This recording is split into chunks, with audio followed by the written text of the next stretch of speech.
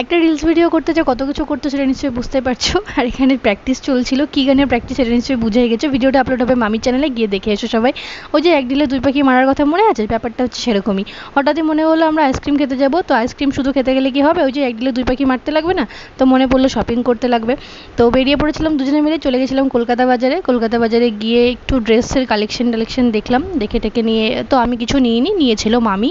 মামি কী নিয়েছে এটা মামি চ্যানেলে গিয়ে দেখবে, মামি ভিডিও আপলোড করে সেখানে দেখে নেবে। তো আমি ট্রায়াল দিতে ঢুকেছিলো, আমি একটু ঢং সং করে নিলাম, দিয়ে যা নেওয়ার ছিল নেওয়া হয়ে গেছে। দেন আমরা বেরিয়ে পড়েছিলাম। তো ওই যে আইসক্রিম খেতে যেতে লাগবে, তো এবার ওখান থেকে চলে গেছিলাম আমুলে। এবার আমুলে কালকে এমন কিচ্ছু ফ্লেভার ছিল না, কোনো আইসক্রিম ভালো ছিল না। তো দুটো কোন নিয়েছিলাম আমরা, টুটি ফুটি ফ্লেভারের। যাই হোক, দুটো কোন নিয়েছিলাম, বেশ ফ্লেভারটা ভালো ছিল খেতে। তো দেখো।